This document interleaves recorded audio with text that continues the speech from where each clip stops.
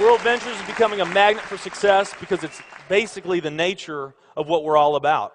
It's hard to believe how much ground we've covered in such a short period of time. You know, in our first year, we did about 15 million in sales. Our second year, we closed out at right at $50 million. That's over a 320% increase in our second year. And we are totally convinced that we will clear in our third year $100 million. And I'll tell you what's going to happen much faster than you might imagine is that we're going to become a $1 billion company. And some of you, especially the people newer to our company, you might find that hard to believe, or you think, you know, it's pretty outrageous goal. If you've really taken the time and you've studied companies that have achieved that level of success, what you found is that it's rare that a company that invents a brand new product or introduces into a brand new product segment has that type of success. What's more common, where you see these companies that achieve this mega success, it's companies that enter an industry that's already very, very large, also very competitive. They do something just a little bit different, and they carve out a small little piece of a really big pie, and with that small little piece, they become over $1 billion a year company. A great example of that is Cheesecake Factory. I mean, we all know how competitive and how big the restaurant business is. And Cheesecake Factory, they're not doing something that much different than everybody else. They're doing things just a little bit different. But they are a super success in business today. One of my favorite examples is Starbucks. I mean, how long has the coffee industry been around, and how big is the coffee industry? Okay, I mean, how many companies sell coffee? Starbucks, doing it just a little bit different. They carved out their piece, and now they're a multi-billion-dollar company. And I got a little demonstration that I want to show you that I think is kind of fun.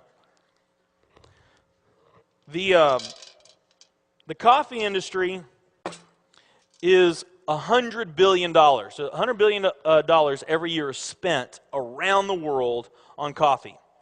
Each one of these gumballs represents $1 billion in annual sales. There's 100 gumballs in here. This is the coffee industry. So Starbucks, if they want to, let's say they're brand new and they're starting out, and they've got this goal to become a $1 billion company, they need to carve out 1% of that pie. So they would need to have this much of that pie, 1%. So it's really, you know, a small percentage of this overall pie. They've been more successful than that. 2, 3, 4, 5, 6, 7, 8. They do about $8 billion in sales. That's a pretty significant portion of the entire worldwide global sales of coffee. The nutrition industry is $226 billion every year is spent on nutrition. So again, each one of these gumballs represents $1 billion in sales. So here's the coffee industry, here's the nutrition industry. And by the way, you may not know this or not, but over half of all the network marketing companies on the planet today, they're nutrition companies. Now let's talk about the travel industry. We need a bigger base here. All right, here's the travel industry.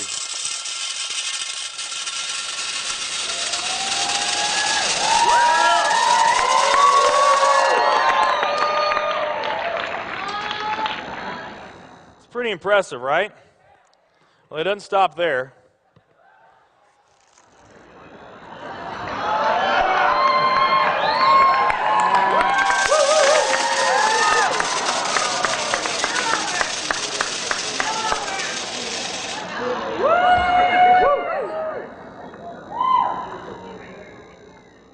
That's pretty big, right?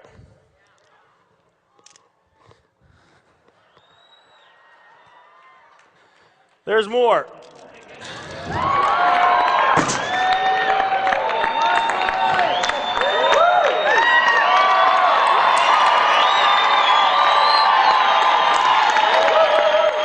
But wait, there's more.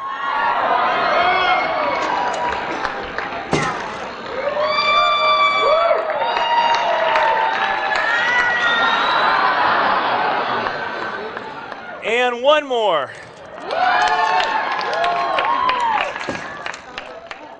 All right. So here's coffee. Here's nutrition, the entire nutrition industry. Here's travel.